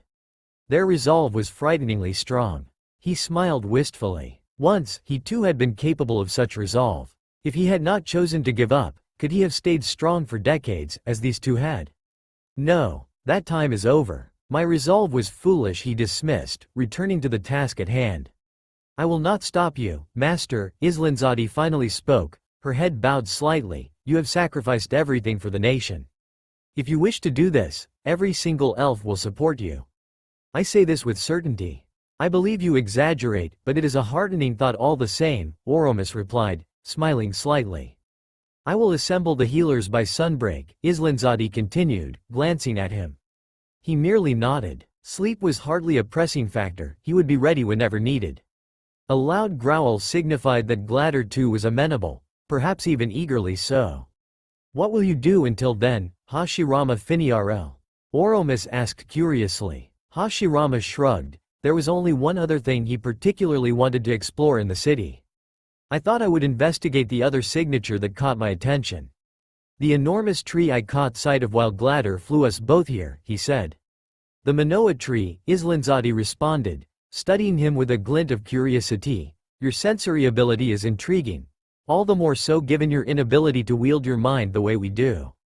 If everyone had the same set of abilities, the world would be a very boring place, he responded truthfully, smiling openly now. Perhaps, I will have my daughter escort you. You understand why it is necessary, she stated. He simply nodded. It did not make much of a difference to him, and certainly saved him the trouble of trying to communicate with an elf who did not speak his language. Then I shall see you at dawnbreak, she decided, the dismissal clear in her voice as she turned to face Oromis, no doubt intending to refine their plan. He merely stood there for a few seconds, fighting the urge to pout while waiting for an elven attendant to show him out. He couldn't remember a time when he had been dismissed so casually, damn it. A most intriguing man, Oromis said as he watched Hashirama leave the room. Gladder was equally confused, not knowing what to make of the man who defied centuries of knowledge they had acquired. Islanzadi's lips thinned slightly, heightening the severe look on her face. If there is one thing the elven court does not require in further measure it is intrigue, Oromis Elda, she replied carefully. Oromis laughed slightly, walking to the nearby table and pouring Felnerve into 2 goblets. He handed one to the queen and raised the other close to his face, savoring the delicate spices that wafted from the concoction. Those who intrigue from the shadows are a different breed of people. I speak of someone who is intriguing in himself. He was able to surprise me and Gladder. He was able to surprise Gildary and Elda himself. The intrigue that follows him will be a cool breeze in this aged forest. Or a violent wind that will uproot many things in its path, Islanzadi countered. I requested Gildary and Elda to speak further on why he allowed Hashirama Finiarel passage. He was unusually reticent on the matter, however, even he was surprised by the human. One thing riders and elves often come to admire in humans is the frequent gusts of wind that roar through their civilization. They never stop, they never rest. Their lives are lived in fear that in the blink of an eye, their time will come to an end. Much ugliness festers in their society because of this. But they do not stagnate. It is a marvelous thing, that urgency. We have been stale, Islanzadi. Since the defeat of my dear friend Evander, and here the queen's shoulder tensed at the mention of her former husband, we have secluded ourselves, and allowed dust to gather over elven society, have we not? Islanzadi heaved a sigh before sipping delicately from her goblet. Perhaps, but for now, we have another concern to deal with. The egg, Oromis nodded, the spell was highly unstable, as there was not enough time for adequate preparation. I am certain it must have reached the vicinity of Bromelda, but beyond that, we cannot determine the fate of the egg for certain. This egg is the one hope of the entire land, our only chance to match the Mad King. We cannot simply hope for the best. We only know that Brahm planned to travel to the region that the humans call the spine. He had protected himself against scrying and other forms of magical contact. We have no way of informing him of these recent events, Oromis spoke thoughtfully. Islanzadi's hands clenched the goblet with enough force to make the wood creak. A hazy nimbus of power began to surround her. Oromis seemingly took no notice of this, and continued to speak. Our only course of action is to look into the matter personally. We must send someone to the spine and search for Brahm and the egg. Nothing less will suffice, not when there is so much at stake. Once the egg and Brahm are found, they must be protected. Gildary and Elda, Islanzadi whispered, the pain clear in her eyes. Forgive me, when your daughter chose to accept the Yahweh and become the ambassador, she became our conduit to the rest of Alagizia. She knows the roads better than most, and she will be able to sense the egg better than most, having guarded it for so long. It is her duty, and you know she will take it upon herself to do it, Oromis said, laying a hand gently on her forearm. My daughter has just returned to me. I must make amends for the pain I caused her. The suffering that must have followed in the long years she spent away from her home. Away from me. A single tear ran down the queen's face, a blemish that thousands would have died to prevent. Oromis gently took the goblet and placed it aside, Felnerve leaking through the cracks in the goblet, a testament of the powerful emotions within the queen. Compassion and sadness radiated from him as he stood by the table, his shoulders slightly hunched as a testament to the burden he bore. The oath he and Gladder had taken that fateful day. She will forever be of the forest. No matter where her honor and duty may take her, her soul belongs to the leaves and roots of Elismera. She can no more cast them aside than her soul. We will persevere, I believe, and no more will our forest be a hiding place, but one of joy and laughter and free comings and goings. Thus it was once, and I truly believe it will be so once more, Oromas said, his voice just a little distant, as if he were describing a waking dream. Yes, Islandzati smiled weakly, but drew herself up to her full stature once more. We must inform our allies of what has transpired. Their information network will be vital in order to gain information on Brahm and help with safe passage through Alagizia. He also asked to teach the new dragon rider at the beginning. Oromas smiled as Islandzati began to walk towards the nearby mirror. No doubt to communicate with Vardan magicians. I will wait and hope that when my time comes, Gladder and I will be able to instruct the new rider without our impediments. Are you perhaps tending to the crops with the power of your mind, dear daughter? Leola's cheeks blushed crimson with embarrassment at her mother's gentle rebuke, and she immediately began to resume working. Her mother walked back towards the livestock, satisfied that the work would be resumed. I blame him entirely, she huffed as the red in her cheeks refused to fade away. In recent weeks, she had rather alarmingly picked up on her father's habit of staring into space, work forgotten in favor of some distant thoughts. Of course, while she was still quite clueless as to what occupied her father's thoughts, her parents had easily discerned the only thought on her mind. Hashirama. Her parents were the only people she interacted with on a regular basis, living as she did in the middle of nowhere. Oh, there would be farmhands looking for temporary work, an occasional merchant, an occasional neighbor seeking to borrow something. But they were not significant interactions by any means. Hashirama, on the other hand, had been a matter of curiosity at the beginning. The sheer exoticism surrounding him had made him by far the most interesting person she had encountered. That was only the beginning, however. It quickly became apparent to her that he was similar to her father in many ways. Both carried themselves with a certain dignity, and also held a deep sadness within them. After his revelations about his past life, he had once confided in her that she reminded him greatly of his granddaughter. A grandfather. She had liked that idea very much indeed. Her parents rarely mentioned her grandparents, save to tell her that they had passed away. A frown of discontentment marred her face for a second before she willed it away. The reticence of her parents on certain issues was something she had made peace with. I must remember to tend to Millie, she reminded herself, and yet again she remembered how Hashirama had taught her to make the best use of the herbs. Was that not what a grandfather would have done? When he visited again, and he had promised her that he would, she would call him grandfather once, simply to see how it felt. Then she would kick him in the leg for taking so long.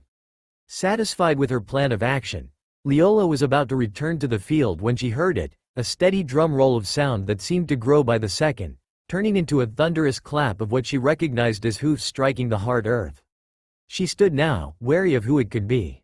One heard tales of bandits prowling the traveler routes, but they tended not to bother the farms, as that was where they got their supplies. City traders did not exactly make a point of selling to the people who often robbed their supply lines. She unearthed the small knife that she always kept around her waist, tied in a pouch. The knife was a slender thing, more useful for cutting away the herbs she needed than for any form of violence.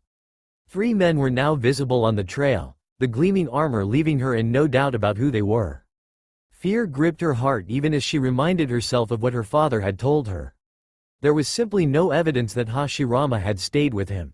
If anyone asked, they had not seen or heard anything. Their biggest concern was ensuring their crop grew well. And that was all they would tell anyone who asked. They slowed as they drew close to her, and the man in front, clearly the one in charge among the 3 of them, coaxed his horse to a halt before looking down at her.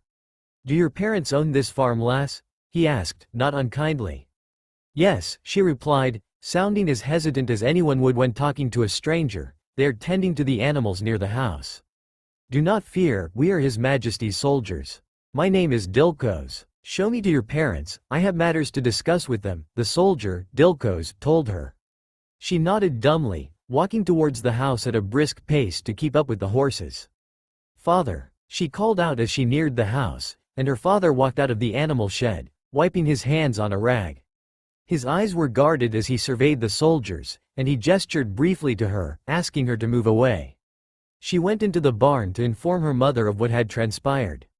Her father's sword hung there on a nail, and she would need to bring it to him if the need arose. Even as she heard her father and the soldier begin bartering about supplies and a place to camp, they did not explicitly suspect her family at the very least. She somehow knew that luck would not favor them. It rarely did. Beautiful, Hashirama breathed, a hitch in his breath as he allowed the pure, potent nature chakra wash over him. This was beyond anything he had ever experienced. The feel of nature chakra had been especially potent in Duweldenvarden, but this put even that potency to shame. The energy around the Manoa tree seemed to tremble in delight at his presence, enveloping him in a warm blanket that left him invigorated and shivering at the sheer purity of it all. Indeed, the Manoa tree is utterly tied to our culture now, Arya agreed, tracing her slender fingers along a section of the massive tree's bark. Elves do not believe in worship, but I believe many do revere the Manoa tree. Her story is a heartbreaking one, but in becoming one with the forest, she found her strength. Now she watches over us all. Will you tell me her story? He asked Arya curiously, sitting on one of the gargantuan roots that eventually burrowed deep into the ground. This was so close to what he had accomplished with Sage Mode. In balancing nature energy within his body, he became one with the forest around him. Every tree, every plant, every part of nature became an extension of him. This awareness had allowed him to become a feared sensor, capable of detecting anyone in quite a long radius of distance. In nature's realm, every tree, every shrub, every sapling allowed him to spread his awareness further and further. Linnea was an elderly elf maiden who had spent her entire life in communion with nature. Arya began, joining him where he sat. Through her childhood and youth, she sang to them, nurtured them, and delighted in their presence. She was content to live out her life in this manner, and never felt compelled to seek out a mate. Then a young man crossed her path, and she fell in love with him. For a time, he loved her too. Here Arya's face distorted into an unpleasant scowl, as if the thought of what followed next disgusted her. But then the young man began to desire for a mate closer to his own age. So he found a young elf maiden, and for a time, they two were happy together. I almost certainly know how this story ends, Hashirama thought dryly. Then one day, Linnea discovered the betrayal she had suffered. She found her mate with the younger elf, and killed them both. Overcome by grief and guilt, she went to the oldest tree in the forest and embraced it. For 3 days and 3 nights she continued to sing, pour her very being into the tree. When the sun rose on the 4th dawn, neither she nor the tree were the same again. Two beings melded into one. Where her elven mate betrayed her, the forest she loved with all her heart accepted her. Since then, she has always watched over the elves. Hashirama remained silent, not quite knowing what to say to the story. Infidelity had hardly been an uncommon occurrence in the elemental nations. Nobles in particular were all too willing to place a contract on a cheating partner. He had ended that habit quickly, though not out of any delusions. Despite his ideals for peace, at that point, ninjas were simply blades for hire. If his dream had ever come about, he wanted the ninja force to be something more beautiful, protectors. Guardians. People who fought for something higher than their next paycheck. What does it feel like? To commune with the mind of an entity like the Manoa tree? He asked eventually. Vast. Despite my best efforts, I have never been able to grasp the full presence of the tree's mind. It is as encompassing as the forest itself. Some elves almost lost their minds when they tried to immerse themselves too deeply in the tree's mind.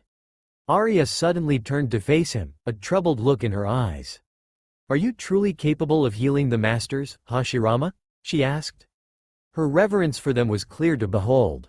Yes, he replied simply, I thought you would have known this of me now. I do not make idle claims. He did not expect Arya to smile, a trace of bitterness clear in her features as she shook her head gently. You are wrong. I know almost nothing of you, because you have deigned to share nothing with us. I do not even know if you are truly human. The only things I can claim with certainty is that your powers puzzle even the elven elders, and your eyes sometimes take on a sadness than ever Oromis Elda would be surprised by, Arya told him. He scratched the back of his head embarrassedly, knowing that he had indeed kept everyone at an arm's length, sharing almost nothing of himself. This was in part because he wanted nothing more than to remove himself from the war that plagued this land. The more he revealed of himself, the more he would be pressured to take on a significant role. And yet, I am engaging with the world once more, he admitted defeat with a resigned sigh before turning to face Arya. Despite everything, he saw in this new land the potential for adventure at least. A haven of peace such as Elismera, Konoha had never seen this, as even during the best of times, he and Madara had repelled attacks on their territory. Very well, a trade then, he said, a trace of his old cheer in his voice. I cannot promise an answer to every question you ask, but for today, I will answer 3 things you ask of me. And you must answer 3 questions of mine. You too may choose not to answer a question, and ask for another. What say you? Arya's lips curved up in a faint, almost indiscernible smile. So be it. For my first question, how old are you? Talk about starting on a strong note, he thought wryly. I've been alive for a little over 100 years, I suppose. I never made it a point to track my day of birth, so I do not know my exact age for certain, he answered carefully, leaving out the part where he had apparently spent more than a few thousand years in the Shinigami's belly. Ares' eyes widened. Impossible. A human cannot weather time so well unless they are bonded with a dragon. I did say I was a little different, he replied evasively. Truth was, even his enhanced vitality had not been able to stave away the signs of old age indefinitely. Towards the end of his years, he had looked like a 40-year-old, the faint signs of wrinkles making themselves known. Indeed, Arya replied, sounding a little dubious, though she seemed to accept his answer for the moment. What do you wish to ask me? Your age, of course. So few opportunities present themselves where a man may ask a female her age without heavy consequences following shortly, Hashirama replied slyly, though he had been genuinely serious. Why would there be specific consequences from females simply because you question their age?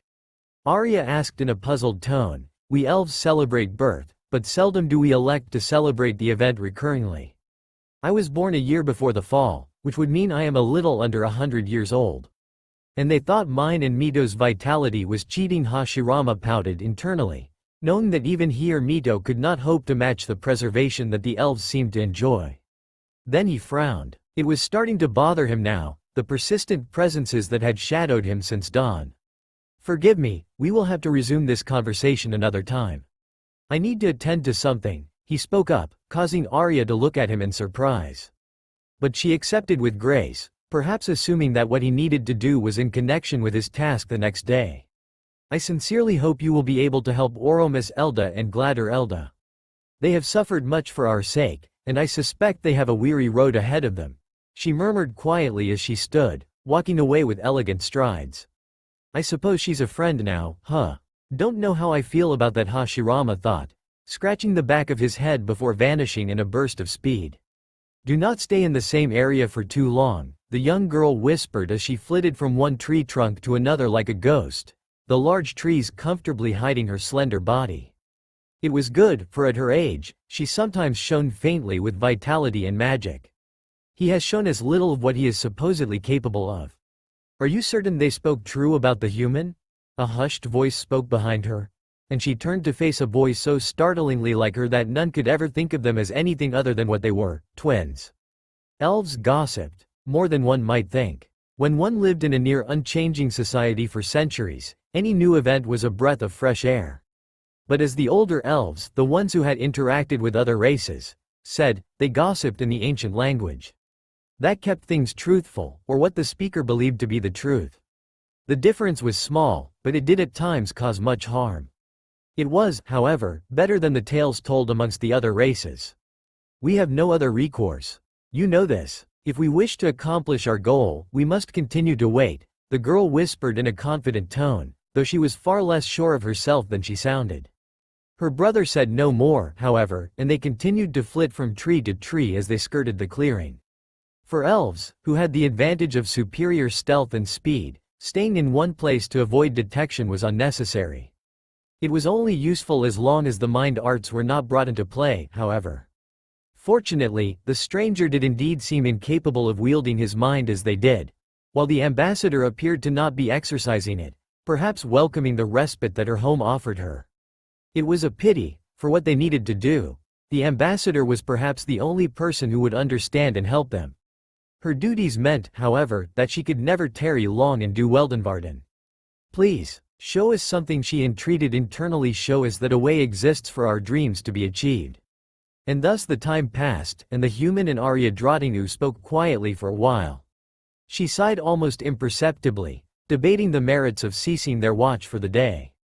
Perhaps the stranger would be less vigilant after becoming acclimatized to Elismera. Even as she made to turn to her brother, however, the ambassador began to walk away, their conversation clearly over. They would have to stay a while longer to ensure their presence went unnoticed. And then it happened. He had simply stood, a casual gesture that she paid no attention to. And then he was gone from her line of sight. She turned frantically to her brother, who had a similar panicked look on his face. Then the voice spoke from behind her, bemusement clear in the tone. It is a very nostalgic feeling, being spied upon once more, the stranger spoke, and she whirled around with a startled cry, only to see him squatting on his haunches as he surveyed them up close. I wish I could say this is the first time I caught children spying on me, but even that would not be true. But tell me, who are you and why have you been following me? Shaken at the sudden display of prowess, for not even the fastest elf could have done what this human just did, the girl gently touched her brother's hand in an attempt to calm themselves. The moment was upon them. They had the proof they needed, and thus had taken yet another step in the path to reach their goal. I am Alana, and this is my brother Dusan. We request you to teach us how to fight. That's all for now. If you enjoy, then please like, share and do comments.